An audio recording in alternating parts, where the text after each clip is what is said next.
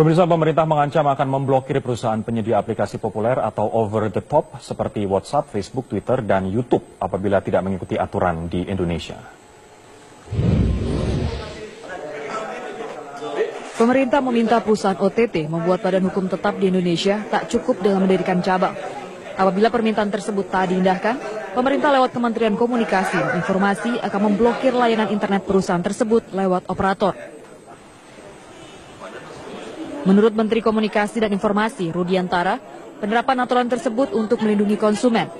Dengan adanya badan hukum tetap, diharapkan perusahaan seperti WhatsApp, Facebook, Twitter, dan YouTube menempatkan server di kantornya di Indonesia sehingga mudah diawasi. Mengapa dilakukan ini, kebijakan ini? Karena satu, ada namanya consumer protections, ya, harus ada perlindungan kepada masyarakat, kepada pelanggan. Kemudian masalah customer service. Kemudian harus ada level playing field terhadap katakanlah perusahaan yang sejenis termasuk OTT Indonesia. Dan mereka juga harus comply dengan aturan-aturan berkaitan dengan administrasi, legal maupun perpajakan di Indonesia. Kebijakan Menkominfo terasa mendadak dan tak sejalan dengan keinginan Presiden Joko Widodo yang belum lama ini berkunjung ke Silicon Valley, markas perusahaan OTT seperti Google, Twitter, dan Facebook di San Francisco, Amerika Serikat. Bahkan saat itu Presiden sempat berterima kasih kepada Google atas kerjasamanya dalam memberantas illegal fishing. Saya ingin khusus berterima kasih pada Google yang telah bekerjasama dengan Indonesia dalam upaya mengatasi EU fishing. Namun Rudiantara membantah pelaksanaan aturan tersebut terasa mendadak dan berseberangan dengan keinginan Presiden Jokowi. Ia mengakui aturan tersebut telah disosialisasikan bahkan telah disampaikan langsung saat kunjungan Presiden Joko Widodo ke Silicon Valley. Ia juga berdalih aturan yang sama berlaku di banyak negara di dunia. Tim Liputan Metro TV.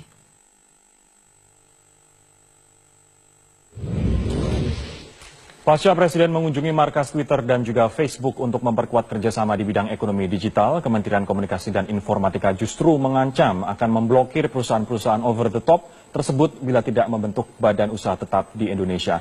Apa alasan Kominfo mengambil langkah demikian dan betulkah alasan dikeluarkannya aturan ini semata-mata untuk kepatuhan pada aturan di Indonesia dan soal pajak? Kita akan membahasnya dengan 3 orang narasumber. Yang pertama adalah pakar IT, Ruby Alayamsyah. Mas Ruby, selamat malam. Malam.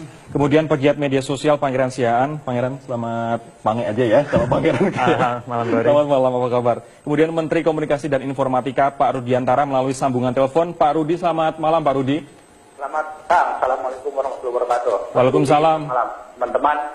Waalaikumsalam, terima kasih Pak Rudi. Pak Rudi, saya akan ke Anda terlebih dahulu. Betulkah Facebook, Twitter, YouTube, dan lain-lain akan diblokir bila tidak membuat badan usaha tetap di Indonesia? Itu media aja, biar rame dibilangnya mau diblokir. Alasan sebenarnya apa, Pak? Begini, semua namanya over the top, media sosial, itu harus mengikuti aturan-aturan di masing-masing negara. Nah, di Indonesia kita punya concern berkaitan dengan masalah pelayanan bagi pelanggan. Kemudian juga consumer protection. Saat ini data-data dari masyarakat Indonesia yang menggunakan aplikasi-aplikasi tersebut juga diberikan kepada penyelenggara di luar negeri.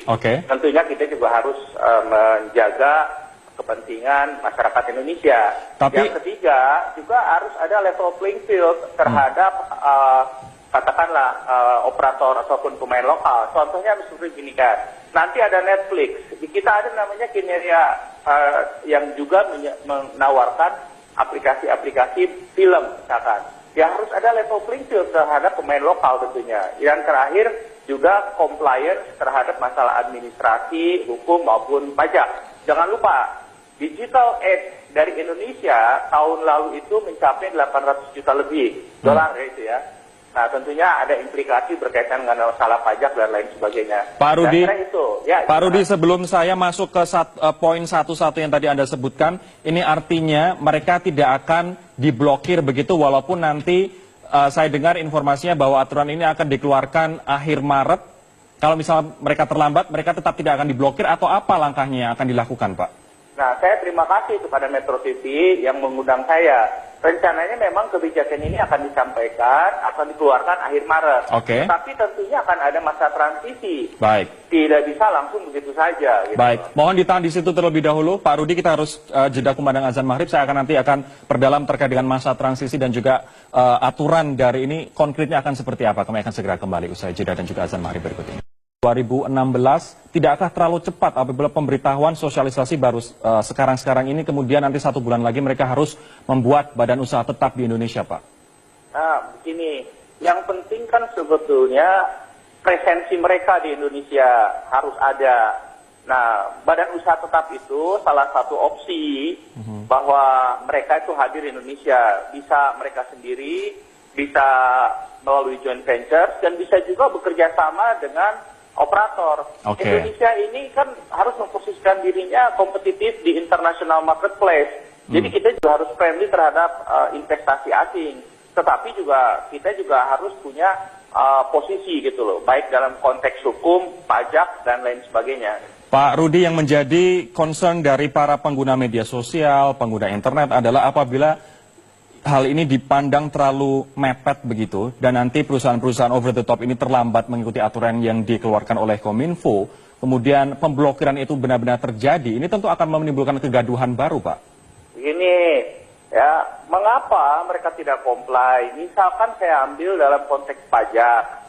Pajak itu kan ada waktunya, ada artinya laporan pajaknya, kalau tidak dibayar pajaknya, denda berlaku, berapa lama, dan lain sebagainya. Jadi nggak usah khawatir, langsung istilahnya sadek-sadek gitu loh. Ya kita nggak begitulah, negara kita kan negara yang terbuka terhadap teknologi. Jangan lupa, ini adalah OTT asing, dan Indonesia juga, kami ya Kominfo bersama dengan teman-teman operator seluler sedang menyiapkan, mempromosikan OTT lokal. Insya Allah awal Maret ini akan diumumkan oleh ASI siapa OTT lokal yang akan disupport oleh aksi gitu loh. Oke, baik. Kalau Mas Ruby sendiri melihat kebijakan dari pemerintah seperti apa? Kalau saya lihat sudah waktunya memang pemerintah menerapkan peraturan seperti yang disebutkan Pak Menteri, bahwa pelindungan customer, data customer yang bersifat privasi yang bisa digunakan maupun disalahgunakan oleh pihak-pihak tertentu. Lalu yang terutama lagi masalah ekonomi, pajak. Ya kita tentunya tidak mau menjadi hanya sebagai pengguna saja, mereka yang dapat revenue-nya besar-besaran, tapi pemerintah atau devisa kita tidak dapat. Tapi Anda melihat ini memang murni untuk mendapatkan pajak atau ada hidden agenda sebenarnya di dalamnya? Ingin mengatur konten misalnya, ada desakan dari pengusaha atau provider lokal misalnya? Ya. Kalau saya pribadi tidak melihat ke arah situ, murni ke arah proteksi bahwa lebih ke arah cyberspace, kita harus mempunyai kedaulatan di cyberspace, baik kedaulatan ekonomi, kedaulatan teknologi dan maupun regulasinya, sehingga cukup cocok seperti Chief Vera sebutkan tadi, peraturan ini sudah pas. Tapi balik lagi seperti beliau bilang, sebenarnya hal ini bukan sesuatu yang buru-buru dan sudah dipikirkan dan sudah disosialisasikan cukup lama, tapi kepada orang-orang yang berkepentingan lah di bidang ini. Lalu satu lagi kan seperti Pak Menteri bilang tadi, bahwa belum tentu atau tidak akan serta-merta buru-buru dan segera diputus. Oke, kalau Bang sendiri melihat terganggu tidak sih dengan adanya ancaman pemerintah untuk melakukan pemblokiran apabila mereka tidak membentuk BUT atau badan usaha tetap itu? Oke, sebenarnya secara mendasar mengenai apa tadi dikatakan oleh Pak Menteri mengenai biar ada level playing field dan juga masalah pajak dan lain-lain, itu pada dasarnya saya rasa tidak ada yang keberatan di sana, karena seperti dikatakan oleh Pak Ruby tadi, kita harus berdaulat termasuk di ruang digital kita. Tapi yang menjadi concern bagi para pengguna sosial media adalah bagaimana Kominfo justru saya rasa punya masalah dalam hal mengkomunikasikan apa yang mereka lakukan. Selama ini identik dengan apa yang dikerjakan oleh Kominfo, melakukan blokir gitu. Sehingga tidak mengherankan jika wacana yang sebenarnya menurut saya ini sebuah hal yang bagus, justru dianggap sebuah ancaman. Dianggap bahwa kita masih sedikit traumatik dengan kemarin kontroversi soal Tumblr. Diancam untuk diblokir dalam waktu 1-2 hari, lalu dibatalkan beberapa hari kemudian gitu. Jadi kita melihat ada sebuah proses sosialisasi yang terputus di sini. Gitu. Pak Rudiantara mungkin ingin menanggapi ini, Kominfo kenapa justru malah menjadi badan blokir untuk internet dan juga sosial media, Pak? Setelah Tumblr, kemarin Netflix juga sempat ribut-ribut, sekarang seolah-olah masyarakat menangkapnya seperti itu. Ya, ini dua hal yang berbeda antara konten dengan kebijakan BUT. Kebijakan BUT tidak ada kaitannya dengan kebijakan manajemen konten. Jadi dua hal yang berbeda. Kalau manajemen konten itu aturannya, peraturan menterinya sudah ada dan lain sebagainya. Jadi nggak ada sama sekali kaitannya dengan ide ataupun kebijakan BUT yang akan dikeluarkan pemerintah. Berbeda, Bang. Iya Pak, tapi bukankah jika Kominfo melakukan langkah-langkah seperti ini dan akan dengan salah ditanggapi Pak, ditafsirkan, ada salah pengertian yang terjadi di sini Pak? Bisa,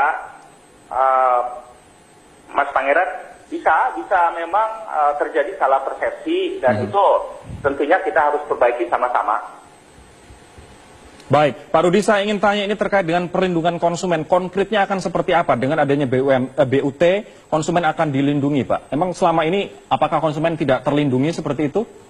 Sekarang begini, data dari pengguna katakanlah aplikasi macam-macam, sederhana saja. Contoh misalkan sekarang kalau kita naik atau menggunakan transportasi yang menggunakan aplikasi, datanya kita berikan, rumahnya tahu dan lain sebagainya. Kalau tiba-tiba besok atau lusa mereka mengirim SMS, ayo makan siang, itu kan annoying. Dan di Indonesia memang belum ada undang-undang yang mengatur perlindungan data pribadi. Nah ini oleh karenanya Kominfo juga sedang menyiapkan dalam ketidakhadiran undang-undang ini, kebijakan ini pun sedang dipersiapkan oleh Kominfo bagaimana data-data ataupun informasi yang berkaitan dengan masyarakat Indonesia dapat terlindungi. Saya akan tanyakan setelah jeda nanti, Pak Rudi, bukankah ini kontraproduktif dengan Presiden yang kemarin ke Silicon Valley, minta kerjasama Google, Facebook, ternyata setelah kunjungan justru malah mereka akan disyaratkan membentuk BUT di Indonesia. Apakah ini kontraproduktif atau tidak? Mohon ditahan dulu Pak, kita akan jawab nanti setelah jeda berikut ini. Dan sangat aktif, bisnis pun dilakukan melalui sosial media, jadi kita harus cari solusi lain ya. Dan Facebook, Twitter, dan Instagram juga harus bekerja sama dengan pemerintah Indonesia agar terus bisa digunakan di Indonesia. Sebenarnya sayang banget kalau misalnya ditutup, karena media sosial adalah salah satu tempat menyalurnya kita, khususnya di bidang-bidang kreatif industri, untuk menyalurkan produk-produk kita sebenarnya. Aku kurang setuju sih ya, karena tuh selama ini kan aku kalau nyari informasi itu lewat Twitter, Instagram, sosial media kan, karena aku juga jarang nonton TV. Jadi semua yang aku dapat berita dan informasi itu ya dari sosial media. Jadi aku nggak setuju kalau itu semua ditutup. Mungkin diomongin lagi kali ya sama orang-orang pihak terkait dari sosial medianya kali ya. Jadi jangan sampai ada penutupan juga gitu. Itu adalah beberapa komentar warga terkait dengan kekhawatiran mereka bila sosial media ditutup. Nah, kita akan tanyakan bagaimana ketegasan aturan ini bila perusahaan-perusahaan over the top terlambat atau tidak mau membentuk BUT, Badan Usaha Tetap, akan seperti apa sanksinya? Pak Rudi, akan seperti apa sanksinya, Pak, bila mereka terlambat atau tidak mau membentuk BUT di Indonesia seperti yang disyaratkan? Pertama, saya sampaikan dahulu mengenai tadi disampaikan bahwa Bapak Presiden ke Silicon Valley, tetapi seolah-olah saya membuat kebijakan yang bertentangan. Itu tidak sama sekali. Orang saya yang presentasi kok di sana di Silicon Valley, dan saya sampaikan mengenai rencana kebijakan ini kepada teman-teman di sana, teman-teman OTT, apakah itu Facebook, apakah itu Twitter, ataupun dari Google gitu loh. Respon mereka seperti apa, Pak Rudi? Kenapa? Respon Jack Dorsey, kemudian Mark Zuckerberg seperti apa dengan adanya aturan ini, Pak? Mereka mempunyai kantor di Indonesia, Google ada kantornya di Indonesia, tetapi dalam konteks transaksi digital age itu transaksinya tidak melalui di kantor mereka di Indonesia. Itu yang akan kita luruskan kepada mereka, dan itu berlaku di mana-mana di dunia kok. Artinya mereka tidak keberatan ya, Pak Rudi? Nah, kalau keberatan atau tidak, namanya juga orang bisnis, Mas. Kalau bisa dapat untung besar, kenapa harus kenapa harus sharing gitu ya? Gitu loh ya. Tapi kan kembali kita harus punya posisi yang jelas. Tetapi juga netizen itu kan konstituen saya, jadi saya juga harus tetap memperhatikan kepentingan para netizen. Dan contoh misalkan kalau sudah katakanlah mereka membentuk BUT, tetap ada proses berikutnya. Artinya misalkan kalau mereka lancar ya lancar, tetapi kalau misalkan pajak juga kan tidak setiap bulan begitu. Pajak ada namanya PPN, kemudian ada PPH, dan nanti dihitungnya misalkan setelah akhir tahun, tutup tahun gitu ya. Dan kalau misalkan itu ada proses denda dan lain sebagainya, jadi masih panjang prosesnya. Artinya ketegasan aturan ini akan seperti apa Pak bagi mereka yang terlambat atau tidak mematuhi? Loh, artinya begini, nanti kan aturannya bukan hanya aturan Kominfo, kebijakannya dari Kominfo, tetapi aturannya aturan pajak yang mengikuti perpajakan. Aturan hukum mengerti aturan hukum. Aturan consumer protection, saya sampaikan kita belum ada undang-undang perlindungan data pribadi. Dalam konteks digital, kita consider untuk mengeluarkan aturan, apakah itu peraturan menteri ataupun peraturan yang lainnya. Nanti kita pun sama-sama, jadi perlahan-lahan Indonesia ini harus menata yang berkaitan dengan masalah regulasi, dengan tetap mengedepankan bagaimana kita memanfaatkan digital ini untuk meningkatkan nilai tambah terutama di bidang ekonomi. Takutnya nanti ini ancaman blokir hanya ancaman, Pak. Enggak, ancaman blokir. Saya nggak pernah ngancam blokir. Yang bilang blokir itu media. Oke. Kalau Mas Ruby melihat ini, saya belum menemukan ketegasan apabila mereka tidak patuh atau tidak sesuai dengan range waktu yang ditentukan, kemudian akan diblokir. Menurut Anda ketegasannya akan seperti apa? Seharusnya seperti apa ketegasan aturan ini? Ya, seharusnya siapapun OTT-nya tersebut harus comply dengan peraturan di negara yang mereka sebagai pasarnya yang saat ini di Indonesia. Nah, ketegasannya itu nanti kita perlu bisa lihat lah, akhir Maret itu sebenarnya ketentuannya seperti apa detailnya. Jangan-jangan nanti kebanyakan OTT juga sepaham atau mau mengikuti, mau comply. Kita ribut-ribut di awal begini, ternyata OTT-nya banyak yang mau atau dan melakukan apa yang seperti pemerintah maksudkan. Intinya gini, menurut saya sih sebenarnya peraturan ini positifnya banyak, negatifnya memang ada beberapa, tapi bisa lebih, kalau kita mengedepankan kepentingan negara, apalagi tadi kedaulatan di cyberspace, kita pasti mestinya pro terhadap ini. Tapi balik lagi, netizen maupun warga Indonesia yang menggunakan OTT ini juga tidak akan merasa dirugikan. Bang, ini keuntungannya menurut Mas Ruby lebih banyak justru dibandingkan dengan kerugian. Concern Anda masih tetap sama? Ya, sebenarnya ini sebuah simbiosis di mana kedua belah pihak, baik Indonesia dan juga OTT juga saling membutuhkan sebenarnya. Kita butuh mereka, mereka juga butuh kita gitu. Dan kalau kita mengacu kepada negara lain, misal UK, mereka baru settling tax ke contohnya untuk Google 130 juta pound sterling gitu dengan negosiasi. Dan saya rasa ketakutan soal pemblokiran sih nggak akan terjadi, karena menurut saya jika seandainya pun terjadi pemblokiran kepada sosial media, kepada OTT ini, yang rugi ya kedua belah pihak menurut saya. Jadi akan ada titik tengah. Seandainya ada misalnya deadline yang tidak bisa dipenuhi, saya rasa akan ada kesepakatan lain yang bisa dicapai di sana. Oke, ini artinya ketegasan pun juga masih dipertanyakan. Apakah akan memblokir atau tidak itu merupakan hanya ancaman belaka atau tidak, Anda melihatnya? Iya, karena tadi menurut saya yang luput untuk disampaikan oleh Pak Menteri adalah jika tidak bisa comply kepada peraturan, apa sanksinya? Kalau tadi dikatakan bahwa tidak ada blokir, lalu apa yang akan dijatuhkan jika tidak bisa dipenuhi? Menyambung apa yang disampaikan Pangeran, Pak, apa yang akan dilakukan oleh kementerian apabila mereka tidak bisa comply? Pak Rudi? Sebentar, ini sebagai contoh misalkan, dari aspek perpajakan misalkan, kita tahu ada aturan perpajakan. Kalau mereka tidak membayar pajak atau terlambat bayar pajak, ada masa denda. Nah, kalau masa denda dibawa ke pengadilan, kalau ditutup BUT-nya berarti selesai sudah. Nah, itu kan ada prosesnya gitu loh. Jadi kembali, Kominfo ini tidak membuat aturan diri sendiri, tetapi bagaimana mengintegrasikan aturan-aturan yang ada di Indonesia. Nah, artinya blokir itu tidak ada ya Pak? Sekali lagi saya menegaskan. Itu tidak ada. Saya tidak mengatakan itu blokir atau tidak blokir. Oke. Bisa saja pada akhirnya BUT-nya ditutup. Nah, kalau biar ditutup berarti kan blokir, ulang nggak boleh kan. Nah, yang coba harus kita hindarkan, justru jangan seperti tadi Mas Pangeran sampaikan, seperti di Inggris. Kita tahu kemarin Prancis 20 triliun lebih kan kasusnya. Itu kan seolah-olah mendadak. Nah, ini yang kita tidak mau. Indonesia ini kembali harus memposisikan dirinya bukan hanya pasar tetapi mitra. Baik. Dan kita ini menjadi negara yang harus kompetitif di internasional, di peta internasional. Baik, sebelum saya lanjut ke pertanyaan ini, ada data menarik Pak. Pengguna internet di Indonesia semakin meningkat setiap tahunnya. Pemirsa, tahun 2015 yang lalu diperkirakan lebih dari 139 juta warga Indonesia menikmati fasilitas internet. Ini Anda bisa saksikan perkembangannya dari tahun 2010 sampai dengan tahun 2015, 139 juta pengguna dari sekitar 250 juta masyarakat Indonesia. Ini artinya berapa pajak yang bisa kita dapatkan apabila aturan ini nantinya dilakukan atau digiatkan, Pak Rudi? Ini pajak itu bukan dari pengguna internet angka ini, tetapi iklan yang dipasang di dunia digital. Oke. Nah, data yang saya peroleh tahun lalu sendiri, digital advertising dari Indonesia itu 800 juta dolar lebih, atau 1 triliun lebih. Itu bayangkan kalau kita hanya bicara masalah pajak gitu ya, pajaknya PPN-nya saja sudah berapa gitu loh.